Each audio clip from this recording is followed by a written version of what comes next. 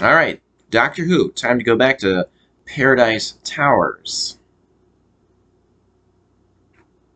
Left off with Mel, played by Bonnie Langford. She is she's been invited into the apartment of these two old women. They are known as Rezzies. They are Tabby and Tilda. Tabby tells Mel, "You're a thin little thing, aren't you? But never mind, dear. Tilda and I will feed you up, won't we?" They give Mel what looks like a huge chocolate chip cookie.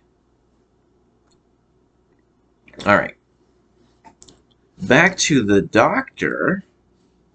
The doctor and the caretakers stop to rest in one of the hallways. The robot cleaner that had previously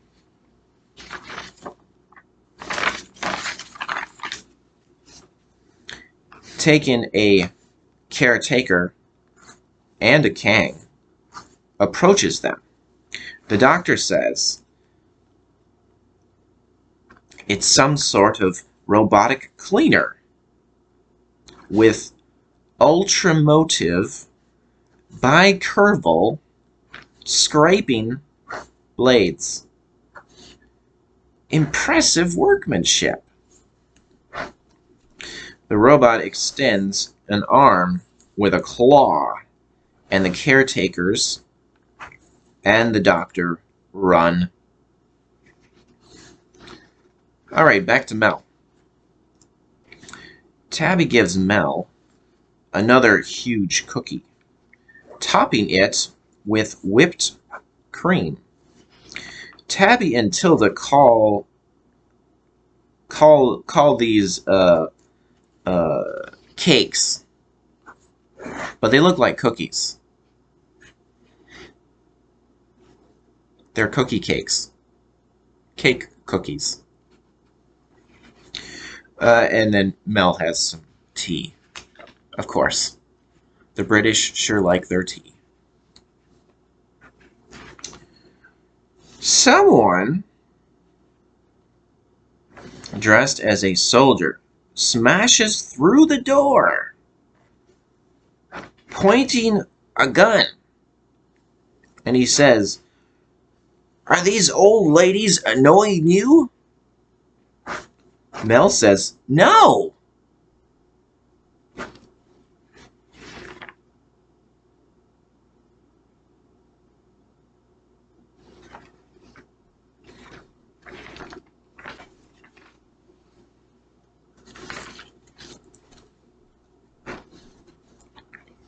He says, "Are you annoying these old ladies?" He points his gun at Mel. Tilda and Tabby say, "No, she isn't." He says, "Oh."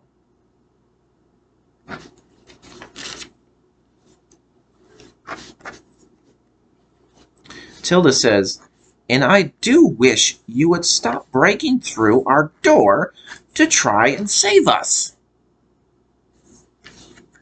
Tabby says, "That's the third time we've had it repaired, and it's not as though we've ever been in any trouble." Mel wants to know who he is. He says, "My name is Pex. I put the world of Paradise Towers to rights."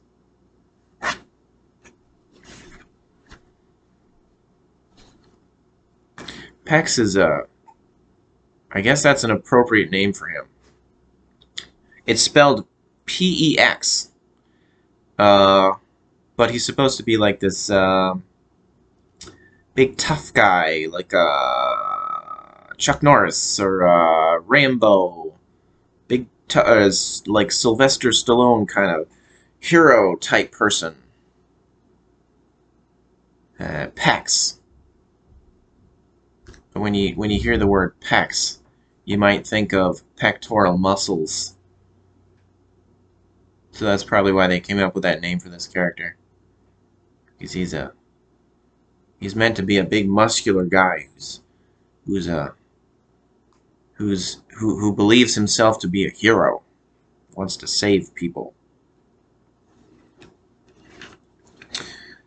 Mel leaves and Pex follows her. Pex tells Mel that she needs him to protect her. Mel says, "I most certainly do not." Mel agrees that Pex can be her guide. She wants to find the doctor or the pool at the top of the building. The caretakers take the doctor to the chief caretaker. He has a face like Hitler. He's got a mustache in right there, kind of a short one.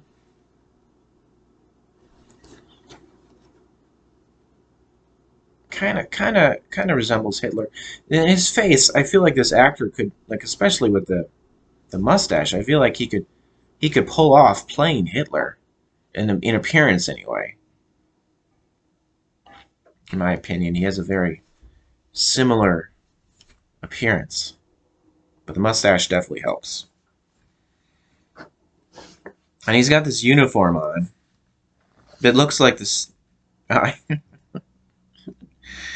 It looks like the style worn by Bison,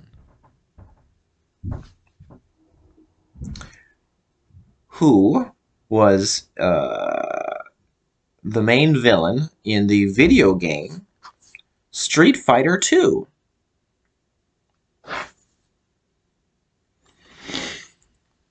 That was a fun game to play. I played that a lot. Street Fighter 2, yeah. Back in the 90s.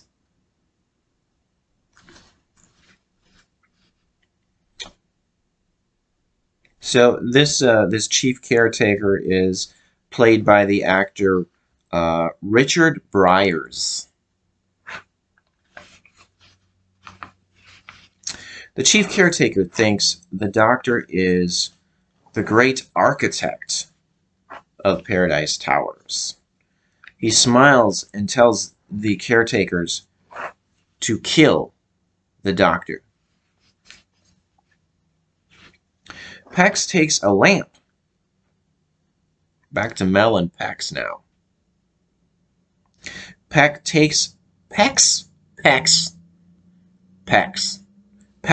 takes a lamp from the wall and bends it in an attempt to impress Mel. Mel says, "I've got to find my friend, and I can't waste any more time." We find out that the robotic cleaner has killed a Red King. The doctor escapes from the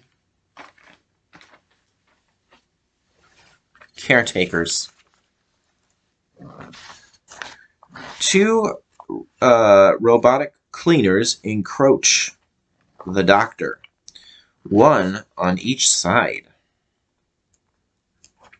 The doctor falls through a door into the Red King's headquarters. But Fire Escape calls it their brain quarters. So that's kind of funny. Head and brain. Brain quarters. That's what it is. It's their brain quarters. The doctor found some coins that say, "Issued by the great architect, Cro-Magnon."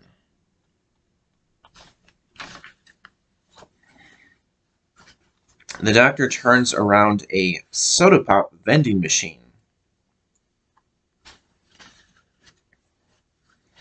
He puts a coin in the machine and takes out a can of the soda pop. When he opens the top, the Kangs run from the sound of it opening. Apparently, they've never heard the sound of someone opening a can of soda pop. They've never heard that whoosh sound.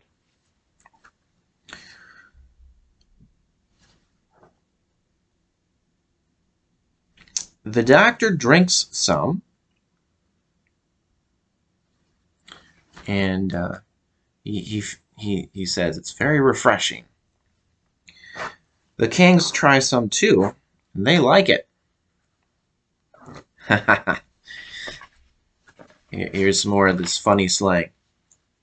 Fire Escape says, "Ice hot, doctor." Binliner says it's ice hot, too.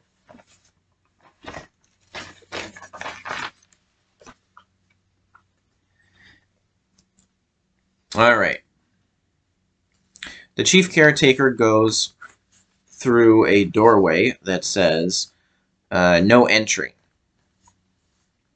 He speaks to someone off camera, saying, "Hello, my pet. How are you? Did you enjoy your nice caretaker? Daddy's always made sure you get a good supply of what you need. Daddy's the chief caretaker. That's his main job. And while we're on the subject, Daddy's not too pleased with you. Now, I didn't send you this little snack, did I?" And then the chief caretaker, he holds up some clothing from a red Kang that he had found on the floor outside the door leading to the area in the basement that says no entry.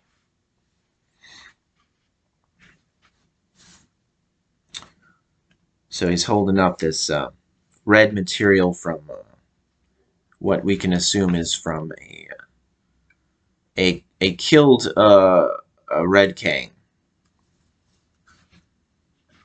from when the robotic cleaners had taken them.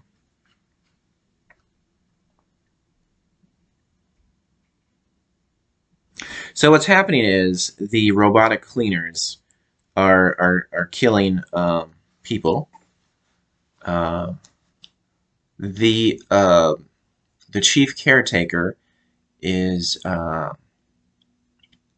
he's having these. The chief caretaker is ordering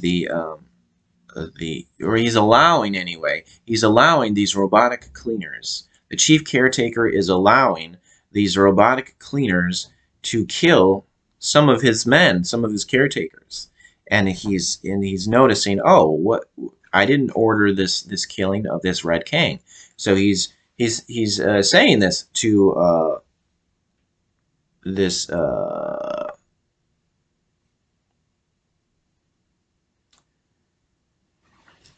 he's saying this off screen.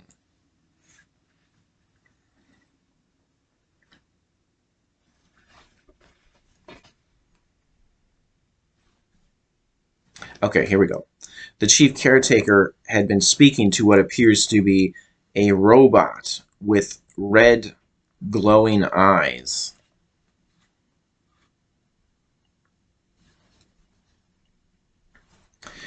All it says to the chief caretaker is, "Hungry, hungry."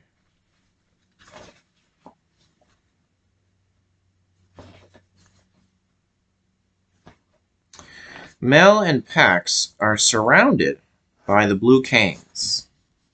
The leader of the Blue Kangs calls packs a muscle brain and a scaredy cat because he didn't want to fight in the war. Mel goes back to Tilda and Tabby's apartment. All right, here we go. Things get a little interesting. This time, they serve Mel tea and crumpets. Now, I've heard that associated with the British, but I've never, until now, I don't think I've ever seen what a crumpet was. It kind of looked like a pancake. I guess I could stop right now because this is already a long video.